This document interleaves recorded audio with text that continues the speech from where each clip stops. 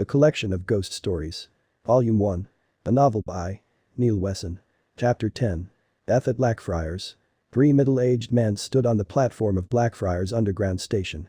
No daylight ever found its way down here to the subterranean world. While the city above sparkled with the many colorful light of advertising boards, theater and shop fronts, the underground chambers dug out of clay under the Capitol remained a constant twilight. At this precise time the watches on the wrists of the three men were synchronized at 2:01 a.m. An eerie silence had fallen on the tunnels of the underground system, all trains had stopped running for the night. The 3 out-of-hours visitors to the station that night were not passengers or maintenance engineers, no, they were something quite different. These three were physics investigators, ghost hunters. They had come to the right place. This particular station had a long history of paranormal activity. A theater had once stood on the site. The principal actor, John Hampton, had been murdered in the cellars by a jealous understudy who envied his talent. Hampton is now said to walk that very platform they now stood on. Hampton's murderer, only known as Edwards, had also come to the end of his life in that theater, falling from the balcony had he been pushed by the ghostly Hampton. No one knew for sure, but his screams were often said to be heard coming from down the tunnels. Several people had fallen onto the track in modern times also.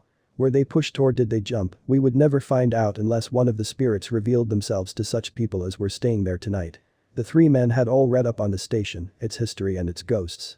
Their plan was to spend the night here and record any unnatural happenings. To do this they were armed with several devices. Tape recorders, video camera equipment with night vision recording, and also a piece of kit borrowed from a TV cameraman. It was a laser. Mike took one of the receivers down to the north end of the platform, while Brian took the other to the south end. Once lined up, the third member of the party turned it on. The purpose of this piece of equipment served as an eye. If something broke the laser beam, an alarm would sound. This meant that the three members of the expedition could explore the tunnels and not have to keep an eye on the platform. The men stood at the north end of the platform checking watches and testing torches. Their night's hunting was about to begin. As they turned to leave, Dave caught sight of something out of the corner of his eye. "Look," he said in a hushed but excited voice. As they all turned, Dave was the only one to catch sight of the figure. It happened in a second, the look of shock on the figure's face as it looked at them, then he fell off of the platform as a rush of air come down the tunnel. It was the sort of warm blast that signals the approach of an oncoming train, though none appeared. The laser eye emitted an electronic bing-bong. The alarm echoed through the tunnels. "Did you see that?" "Did you?" David asked excitedly. The others hadn't, and to add insult to injury, only David had his camera running. It would be luck more than good judgment if he had caught any of it on tape. At this moment there was no time to check it, they were on a tight schedule. Minutes later they were slowly and carefully making their way along the northbound track, the three night vision cameras scanning every inch of the tunnel. Water droplets dripped through from the curved ceiling. At first the embellished echo of each drip made the three investigators jump out of their skin before continuing in a more scientific vein. "Shall we rest here?" George asked his two friends. "Why here?" Arthur was curious. They had hardly gone 50 yards down one of the tunnels. Because George began to reply, "We are directly under the cellar of the theater where John Hampton was murdered." "Ah," said Dave with enthusiasm. Such was his enthusiasm his voice echoed up and down the tunnel. "SHHH," hissed George. The monosyllable also echoed around them. "We don't want to wake anyone up, do we?" It was Arthur who broke the atmosphere that had started to shroud the evening. The moment came as a little light relief to the three investigators. Still there was defiantly a heavy oppressive atmosphere in the tunnel. The temperature had dropped several degrees since leaving the platform. Pitch black surrounded them. Now the light of the station had long been left behind. The expression about not being able to see a hand in front of your face had never been so true in Dave's reckoning. Navigating along the tunnel would have been impossible without the aid of the night vision cameras. This would be the first vigil of the evening. As practice, two of the three, Arthur and George, sat back to back, each viewing the tunnel in either direction. Dave stood off to one side with his back toward the tunnel wall, his camera panning around the area where his two friends sat. Many ghost hunts of this type ended in disappointment. All ghost hunters only wished for one thing, to capture an apparition on camera. Only a select few had ever done so. For just over an hour they stayed in that one location, scanning the surrounding area. "Shall we move on?" Arthur's voice broke the silence. This made Dave jump out of his skin. "I agree," confirmed George. "Me also," came in Dave. "Come on then." The two seated on the floor slowly began to stand. "There," shouted Dave. On his screen he saw something moving, then it was gone. Where?" shouted the other two. All three crowded round the tiny screen on Dave's camera. Here he wound it back 30 seconds and waited. Though the camera wasn't stationary at the time of the recording, a shape was clearly visible in the frame, only if it was for part of a second. The jubilation of the three investigators was soon overcome by annoyance. Just another 30 seconds and we would have had that. I would have had a clear shot of that, protested George. Once at the point of the tunnel, where they estimated the apparition had been, Dave took an EMF reading. The electromagnetic force meter was a tool often used by ghost hunters. It showed a slightly higher reading than normal, but that could be put down to the numerous cables that ran the length of the tunnels. Nothing out of the ordinary. We move on then. George was eager to move on. Moving down the tunnel, the track split. A choice needed to be made. Which way now? Dave asked Arthur, who looked at the map before checking his watch. We can't stray too far. We only have 2 hours left. I suggest going right, agreed. You're the boss. Agreed George.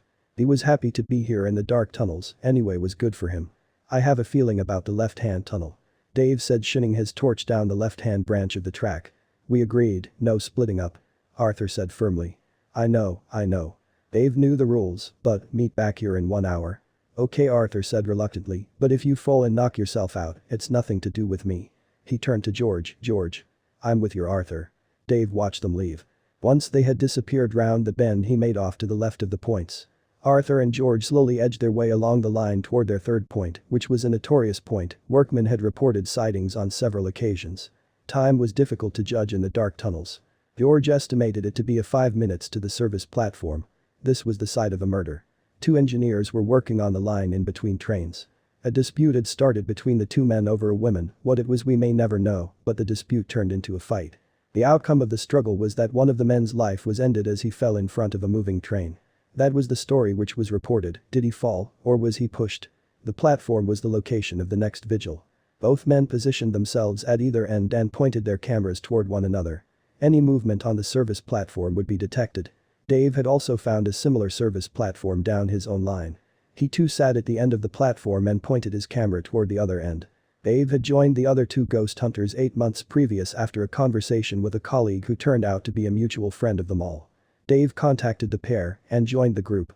He was convinced that ghosts must exist in some shape or form. Over history, too many sightings had been reported, and not only by the usual attention-seeking cranks or half-mad freaks.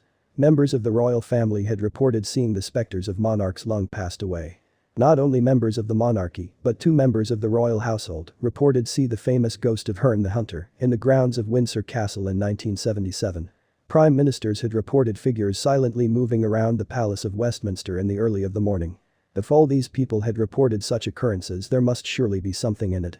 Mediums, now there was a different case. Hundreds of these charlatans had appeared over history, from the ancient world through the Victorian heyday to the modern TV physics. They have all plied their trade. None of them had ever convinced him of their authenticity. His mind was also open to scientific explanations to the existence of ghosts. Einstein looked into the possibility of links to other dimensions. Was it possible that the evidence of these links were ghosts? Sitting alone in alleged haunted houses gave him a lot of time to run through many theories and possibilities on the subject. At this moment in time, he could not concentrate on anything. The tunnel felt cold, colder than the last had been. Silently, Arthur and George sat waiting. It would be a fruitless one. The platform where the murder had taken place was currently occupied by Dave. Unbeknown to them, they were sitting on the wrong platform. Their expectations were high though, not knowing of their wrong location.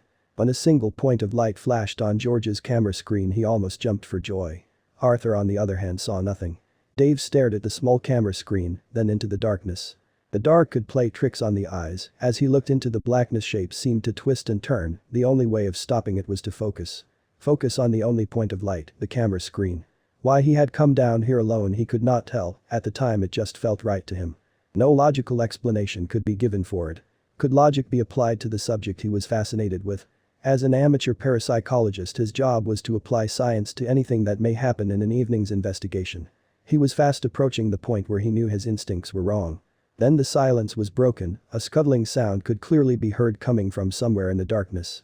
He jumped up and swung the camera round into the direction he thought the noise was coming from. There was nothing there. What was making the noise? Then he saw it. A rat scuttled along line of the channels adjacent to the track. He sat back down with a sigh. Once again he set the camera to look down the platform. It was now 5:30 a.m., the sun was coming up over the horizon, and the city once more awoke for a new day. Still deep underground, George and Arthur were preparing to make their way back down to the rendezvous point. Gathering their bits and pieces together, they jumped down off of the service platform and made off back toward the station. Dave watched his camera. Nothing. Turning on his touch, he checked his watch. 5:39 a.m. It was time to leave. Then he stopped, frozen to the spot. On the screen stood a man. He was dressed in Victorian attire, not a gentleman's clothes though, more a workman. Large boots, black coat and an old bowler hat on his head. The figure looked directly at Dave, who had frozen to the spot with fear. He dared to look up from the screen to view the apparition. Slowly his eyes lifted, he was almost too afraid to look. Then he saw it, it was real, well as real as a ghost could be. The figure turned toward the track and walked toward it. Its left foot stepped off the platform, his body followed, falling towards the rails. It never landed though. Before it hit the track it was gone. Dave had turned away as the blast of warm air came rushing toward him along the tunnel. He sat there in silence, too afraid to move. His body shook like a leaf in the wind. The sound of the air conditioning came on. This almost gave him a heart attack. He picked up his camera and quickly made off back toward the rendezvous point. Arthur and George were already at the intersecting points, he must have already gone. Said George, his torch trained on his watch. You're right, come on. As Arthur spoke those words, Dave had reached the points, but both parties didn't meet. Somehow or other Dave had taken a wrong turning further up the line. His mind was on his experience and not on the geography of the line. The fact that he had taken a wrong turn was unknown to him, one intersection looked very much like another. He knew time was against him, so he pressed on. A point of light greeted him as he came around the long sweeping bend, there in the distance was the station. His two colleagues saw the lights of the station as they rounded a bend in the track also. Dave had somehow managed to enter the station from the other direction to Arthur and George. Both parties were within 20 yards of the tunnel emerging into the station when a sound stopped them all in their tracks. The sound was the bing-bong of the motion-sensitive laser going off. Dave felt himself unable to move, whereas Arthur and George ran the remaining part of the line, jumping up onto the platform to inspect the laser. Dave could see his two friends on the platform, and once out into the light he too climbed up and inspected the transmitter at the opposite end of the platform. He checked the piece of equipment that was still sounding out its alarm. The trains must have started again. He thought to himself out loud. He could feel a warm rush of air coming from down the tunnel. Suddenly he dropped his camera as he felt a sharp jab of pain in his right-hand side. Arthur looked up, alerted by a cry. At the other end of the platform he saw what looked very much like Dave flying through the air towards the track. Arthur looked on, paralyzed with fear. Was this a replay of what Dave had seen earlier that night? The body propelled itself through the air off the platform. As it flew over the track, a train thundered out of the tunnel, hitting the body. For a second gravity held it against the front of the cab before it disappeared under the wheels. Both men ran down the platform to where the body had been launched into eternity. Arthur looked up and down the track looking for any sign of a body. Nothing was visible. George picked up the camera which lay on the floor. He had an uneasy feeling. Remember what Dave said he saw earlier, someone falling. He rewound the tape in the camera and pressed the play button. The video that Dave shot earlier was shaky, but a man could clearly be seen falling in front of a train. Rewinding the footage, they watched it again, this time freezing the image at the only point which the alleged ghost's face could be seen. They both stared at the small screen. My God, Arthur was the first to see the likeness. That's Dave. The end.